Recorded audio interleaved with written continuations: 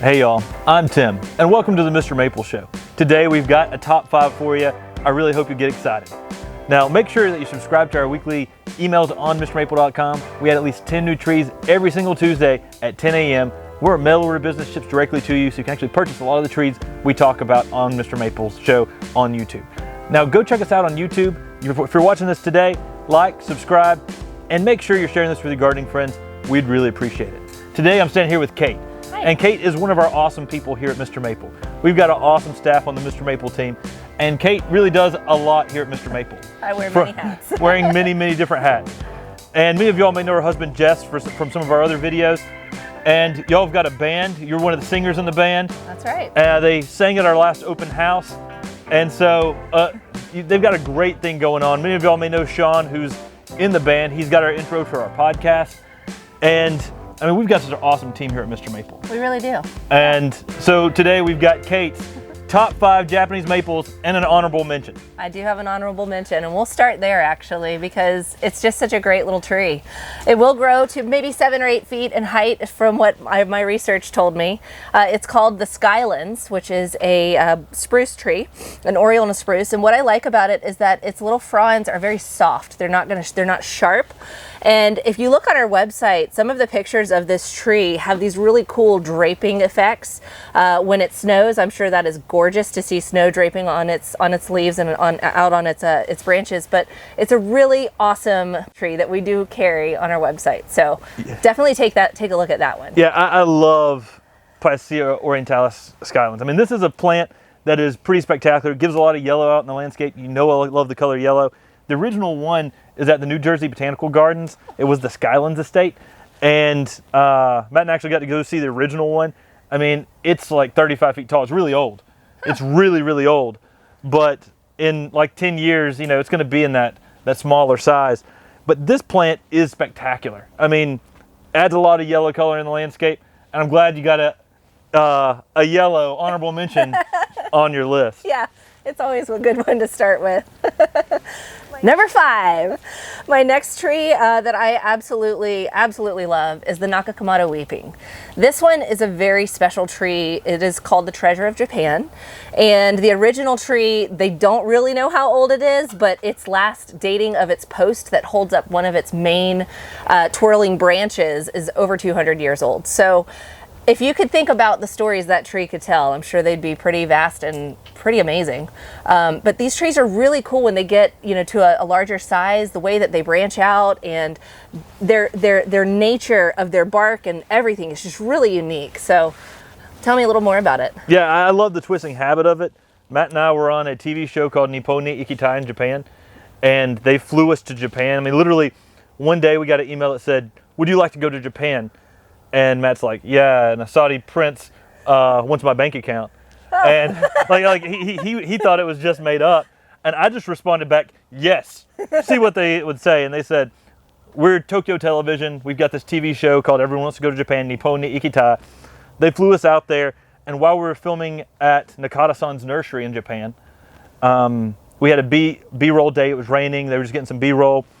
And Matt and I were looking through his literature, and it said, National Treasure of Japan. And Matt and I were like, "Is that near here? We've heard of Nakakakumoto Weeping before. Is that near here?" He's like, "It's about an hour drive." We were begging the producers. We were like, "We need to get a rental car and go out there." And they said, no. They said, "We've got too much invested on you just to let you go drive out. We don't know if you're going to be able to get back." And they didn't know we'd already driven 4,000 miles in Japan. But Nakata-san, the owner of the nursery we were filming at, was gracious enough to drive us out to go see the original tree. And it was around Thanksgiving, and it was in perfect fall color. Oh man, that's cool. And it just had such a twisting, contorting habit. I mean, to see a plant that's just went through, I mean, hundreds and hundreds and hundreds of years. I mean, it's incredible. And so you're right, the history behind it is so amazing. I believe that some of the plants down the lineage from Nakakakumoto Weeping are plants like Jiro Shidari and Ryusen, and then, you know, Golden Falls, Dragon Master. Those are all from that lineage of Nakakakumoto Weeping. And such an amazing plant, amazing history behind it. And again, it's one of the oldest Japanese maples that we know of that's alive today in its age. It's one of the oldest cultivars that's out there, and it's simply spectacular. So one of the cornerstones of Japanese maples. That's pretty cool. Yeah. Number 4. Next on my list is the Sengoku. What I absolutely love about this tree, and I have one at home, is its really beautiful upright nature. Obviously, it's red against the, stark backgrounds of green in the summer, or in our case, brown in the winter. Sometimes snow when we get it. It really has a beautiful foliage when it comes out in the spring. I can't wait to see it leaf out. I'm really excited about this spring coming up. But it's also a really cool tree because it grows to be a really large upright in time. And I think with its beautiful coral bark nature, its awesome foliage, which we got to see it through its seasons last year, I'm really excited to see how this one grows, and it's definitely on my top 5. Yeah, I mean, I love this plant. There's actually a large one close to where I live and where you live at the Bullington Gardens. Oh, yeah. And there's an old specimen there that Bob Bullington planted that's just spectacular. Okay. But the coral barks, they just give so much amazingness out there. I mean, they give this good red winter bark. The Sengoku especially gives some bright red bark. Give it some sunlight to peak that bark color. But the yellow fall color is underrated. I mean, it's one of the best fall color Japanese maples, and a consistent fall color. But the yellow contrasts so well against the red bark. Yeah. The green spring leaves give a good lively feel during the spring and the summer. And that just makes it just a great tree all around. Yeah, it really is. It's one that I think everybody should have in their collection, and it'll definitely be a talking piece. Number 3. The next on my list is the giant moon, and this tree is just so cool. So what I love about the moons specifically is how those Japonicum leaves are kind of like large and chunky. They're not small and lace leaf like most of what you would think of, or even not even a lace leaf, but a trident. But it's really got these like rounded, almost claw-like kind of prawns that I love to see how they kind of wrap around. This tree has really excellent color, and it's really cool to see in the fall when it starts to change into its fall color. It sort of goes from possibly like a greenish color into these like reds and golds, and it's really cool because sometimes the leaves will have part yellow and part red on the actual changing of the color. It's a really cool tree.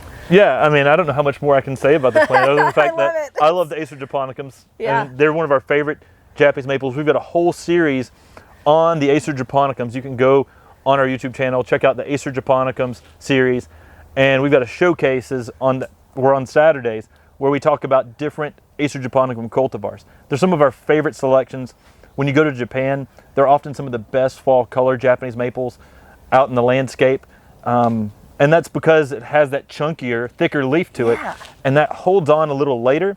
And so typically you get a fall color that lasts a week or 2 longer than some of the palmatums. And giant moon, as the name describes, that large leaf that looks like a moon. It really does. And it's an amazing plant. I mean, I think more people should be growing a lot of the Acer Japonicum varieties. When we did our video at Tom Cox's at the Cox Arboretum and Gardens in Canton, Georgia, we've got a thing where we go through and do a walkthrough of his garden, and he even talks about how the Acer Japonicum should be used more and more in the landscape. And they're some of his favorite plants. In fact, we even did a top 5 Acer Japonicum video in his garden. Nice. But, I mean, giant moon, it's a special one. And it's got that rounded leaf, and it's one of those good large leaves, not super large, medium to large, but it's one of the most perfectly rounded of the Acer Japonicums. And it looks different than any other tree that you have. I mean, it is unique in and of itself. So that's definitely on my top 5. Number 2, my next one, which I think everyone here will appreciate, is the Shishi Gashira. And what I really like about this tree, number 1, is the fact that I sing its name, Shishi Gashira. And so what's really, really awesome about it is that its leaves look like curly kale. So for all of my plant-based friends out there, its leaves have these really unique kind of curls. They make them look kind of spooky in a way, but it's such a cool looking tree. When it leaves out, it's got these little small things, and then they just kind of grow and grow. And the one thing that's really beautiful is its orange fall color. It kind of, takes on this whole new persona in the fall, and it's just such a pretty tree. It's one I think also, like the giant moon, very unique. Not many things look like it. And I don't know, it's just it's a really unique blend of different, different kinds of options. Yeah, I like it. I mean, those two are so starkly different. Yeah. One's got this large leaf that's round. The next one's got that really small leaf that's twisted and curled. I mean, Shishi Gashira has often been used for bonsai. It's one of the most heat tolerant Japanese maples that's on the market today. It's a great plant all around. I love it. It's actually a selection from the 1700s. So it's one of the very first Japanese maples ever listed in Japanese literature when it comes to Japanese maple cultivars. And it's still a classic today. The name Shishi Gashira basically means female lion's head. There's Shishi, which is a mythological creature that's a lion in Japanese literature. So it's really talking about a specific lion. Almost it'd be, in old Japanese literature, it'd almost be like in literature today saying like Mickey Mouse. Oh. So a lot of people may know those lures where they know about Shishi. Okay. And Shishi Gashira means that lion's head because when it goes to the yellows infused with oranges in the fall, with that tough kind of appearance, it looks almost like a lion's mane or something like that. Oh, cool, yeah. But there's Ojishi, which is the male lion. Yep. And it's got a little bit flatter leaf. There's Meijishi, which is the baby lion.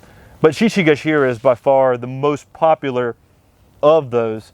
And I mean, it was one of the first ones in the country was at Don Schmidt Nursery.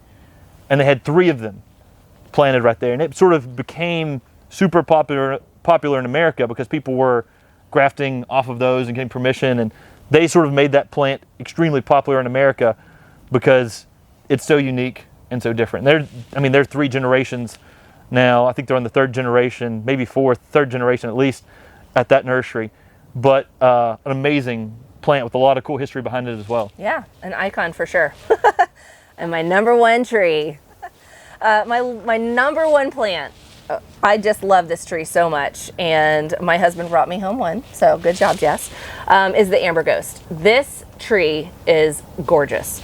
So when it leaves out in the spring, it's got a really beautiful coral color, and it's actually not named for its spring or its fall color, but it's actually named for its summer color, which is amber in color. So obviously you've got your outside part of your edging on your leaves is more of a darker amber, and then the inside part's more of a golden amber. It is so pretty. It is so pretty. And then when it leaves out in the fall, or excuse me, when it color changes in the fall, it will have more of those red tones. And sometimes those tones can be a little bit more on the orangey color too. So it's really got a rainbow of colors throughout its lifespan in the spring, summer, and fall. I love this tree. I can't wait to see it grow. That's introduction by our friend Talon Buchholz. And Talon Buchholz is a good friend and mentor of ours. He introduced the entire Ghost series. We recently did an entire podcast on the top 50 Japanese maples by Talon Buchholz. And we did part 1, which was 50 through 26, and part 2 is 25 through number 1. And you'll have to listen to that podcast to figure out where Amber Ghost falls on that list. But I'm telling you, it's pretty high. And Amber Ghost, it's one of our favorites here at MrMaple too. I mean, it's extremely heat tolerant for a ghost type. It actually made our heat tolerant Japanese maples series that we've got going on our YouTube channel because it's one of the most heat tolerant of the reticulated style variegation. And we talk about the reticulated style variegation. It means that you see the veins within the leaf. And people who grow snakes may know that term reticulated because, I mean, you see the veins in the snake. But on the leaf, when one color of the veins are one color and the leaf is another color, it gives a unique style variegation that's often been referred to now in America as ghost-like. And that's because of the Ghost series that Talon has made famous. And there's about 9 different members of the Ghost series, but Amber Ghost is definitely one of the best. Yeah. And it just goes through the plethora of colors and continues to change through each season, from those great spring colors that are reticulated to those summer colors you talked about. But to me, it's one of the best fall color Japanese maples too, with those bright reds to orange reds in the fall. And for a good upright Japanese maple, it gives you unique color. That's a pretty amazing plant. Yeah. And it's no surprise that it came in at number 1. It definitely did. So, I love that you have it, all year round. You've got something unique with that tree. And so it's always going to be a talking point and something that you'll love to see in your yard. I think you've got a really good collection here of plants that are unique, that are weeping with a unique twisted habit, winter interest, japonicums, classic Shishi Gashira, and a reticulated variegated style. Yeah. I mean, you got a pretty good assortment in here, even threw a conifer in that's got some good yellow color. So I hope you enjoyed today's video. on Cate's top 5 Japanese maples with a bonus of a conifer that's really cool, honorable mention. And thanks so much for doing this video. Make sure to give us a like, subscribe, share this video with your gardening friends, and make sure you subscribe to our weekly emails. I mean, we do weekly releases where we release at least 10, sometimes 20 very unique plants, most of them Japanese maples, every single Tuesday, 10 a.m. Eastern Standard Time. You're going to want to check that out because there's so many cool plants getting released each and every week on MrMaple.com. And if you haven't also followed the 10 at 10, excuse me, the Funflower Fridays, you should absolutely do that because, you know, coming into spring, we're about to be in flower season. Definitely something you want to go ahead and take care of. Get that on your weekly bucket list as well. Yeah, we add 10 flowering plants every single Friday, 10 a.m. Eastern Standard Time. That's always fun. We got a lot of azaleas and hydrangeas and other flowering items and some cool stuff there. Also, check out our podcast. We do a weekly podcast. It's released on your favorite podcast platform. It's the Mr. Maple Show. Check us out. Give us a subscribe. Released every single week, typically Saturdays. You can listen to it on your podcast. You can watch it here on YouTube, the video component at 8 p.m. Always get involved in the live chat. We really appreciate y'all so much. Take care. God bless. And have a great day.